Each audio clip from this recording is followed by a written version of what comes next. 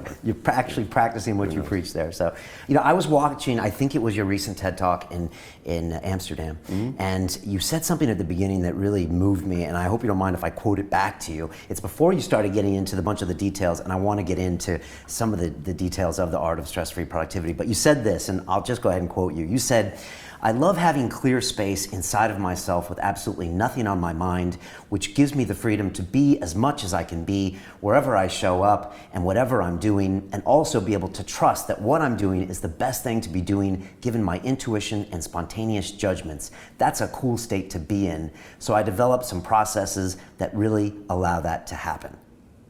And I just said, wow. And I had to play that back a few times. And I don't even think you rehearsed that.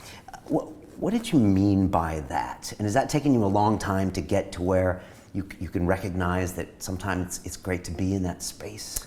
Well, I started to taste that space many years ago, over 30 years ago, especially when I got into the martial arts. As you know, a lot of the high levels of training there is clear your head, right.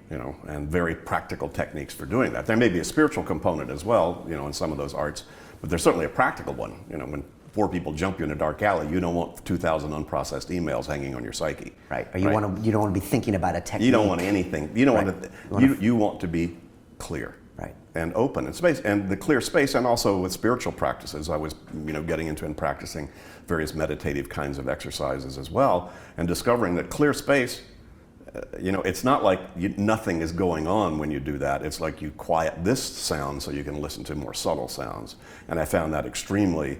You could call it I wouldn't call it transformational, but it was extremely enlightening to realize that the universe is always on. So which part of the universe do you want to listen to? So when it's noisy, there's a lot of subtleties and sophistication and sublimity that you don't have access to. So being able to quiet yourself so that you can listen to different sounds or to different frequencies or to different information internally or otherwise is, I tasted that. And I don't know, I just love freedom. Don't fence me in. I'm a freedom kind of guy, and the freedom of not feeling like I'm being distracted by something that I shouldn't be distracted by. So, the freedom thing started to get more subtle as well. So a lot of those things kind of came together, and I found as I got into the professional world, after all my professions, you either become a consultant or flake. So I picked the positive route, hopefully. And I was a really good number 2 guy. I didn't have the vision. I had friends that were entrepreneurs and starting their own businesses, and they had sort of the aspirational drive. And I just needed a job, so I showed up and helped my friends do what they were doing. And I just looked around and said, well, how much easier can you do this? And I found, as I began to uncover some of the techniques for myself personally, as my life got a little bit more complicated or complex in the professional world, I found that clear space started to get unclear pretty easy. You start to make, you take a lot of things on your plate, you start to make commitments, you start to have a lot of would, could, shoulds, need tos, ought tos, and those things started to create static. I said, how do I get rid of this?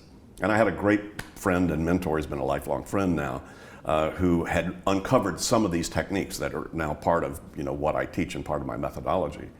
And he had me, I thought I had my act pretty well together, but he had me sit down and empty my head and make next action decisions on every one of those things. And I experienced this incredible sense of release and relief and clarity and freedom in just a few minutes. I went, wow, that's pretty amazing. So then I turned around in my consulting practice and began to apply some of those techniques with people I was working with, and without fail, they all had the same experience. I went, wow, this is pretty cool stuff. So that was a long time ago. That was 1981, 1982, wow, when I started to work with this material. Okay. So a part of it was my attraction to clear space. Discovered, in the work I was doing, that what really helped people get their life more under control and more appropriately focused was something that gave them clear space. So I didn't sell it as clear space back then, nor did I really even understand it like I'm explaining it now. But the revision of the first book that I've done has done a lot more to frame it. It's really not about getting things done. Right. It's about being appropriately engaged with your life so you can be fully present. Right.